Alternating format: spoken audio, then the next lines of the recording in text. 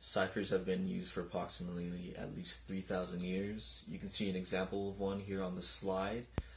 They're essentially text written in code, and that's to make sure that your message gets sent to whoever you're trying to send it to without your enemy reading it.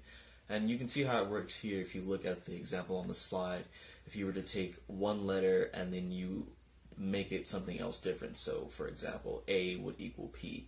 So if you look here on the example here, you take every F that you see and make that an I. And then you do that for every letter that you see there until you finally decode the message. The US had already been interested in spying on the Japanese and deciphering their naval codes prior to World War I because of trade disagreements they had. And in 1918, they seized the naval code book of a Japanese naval officer that was visiting New York in the year 1918. And this helped Herbert O'Yardley start the Cipher Bureau in 1919. His organization lasted just a few years, and after that, others took over, such as Research Desk and SIS, which is the Secret Intelligence Service. Here you can see a list of some of their biggest breakthroughs. So we started off with the red code, and we worked our way to JN25. And basically what would happen is every time an old code was deciphered, the enemy would pick up on that, and then they would have to change their code again. So we'd have to keep deciphering new codes over a certain amount of time. These organizations were led by people such as Frank Rowlett, Agnes Meyer, and Lars Safford. With the amount of organizations being formed to decipher codes, you have to question what stopped the message from reaching Pearl Harbor. And the simple answer is that the U.S. did not think that strategic intelligence was enough. The U.S. knew that there would be an attack in the Pacific Ocean, but they did not know where the location would be.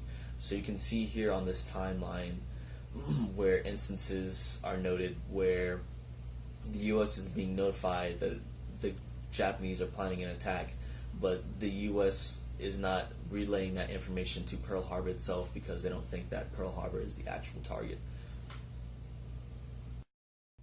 Several messages were intercepted, but they were all pretty much turned down, and Kimmel and Short, who were the two commanding officers on Pearl Harbor, weren't actually notified of the attack until the attack was actually happening.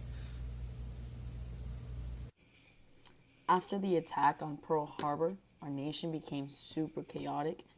We were shaken into action, which quickly followed by Nazi Germany and Fascist Italy declaring war on the U.S.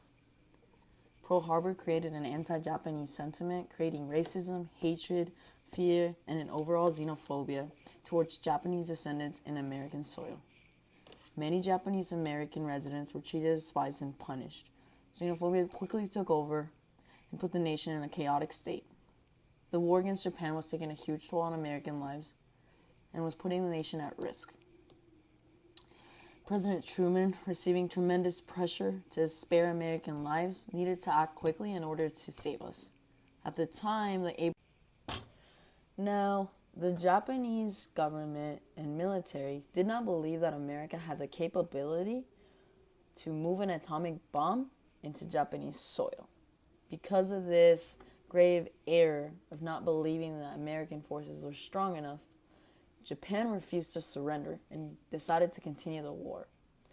Of course, this upset President Truman, and on August 6th, he decided to use the first atomic bomb, known as Little Boy.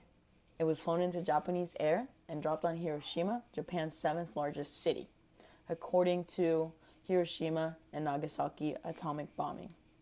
Within minutes, the Japanese city of Hiroshima was deteriorated and half of the city was left in ruins. Shortly after, at exactly 11:02 a.m., the second airstrike was executed, and Nagasaki faced the same devastating destruction by the bomb named Fat Man.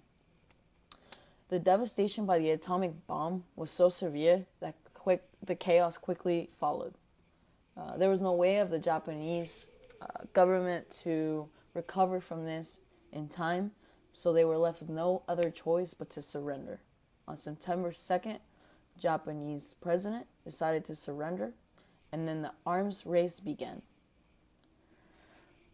Nuclear weapons became a topic of discussion all around the world, and moral issues arose. Peace was brought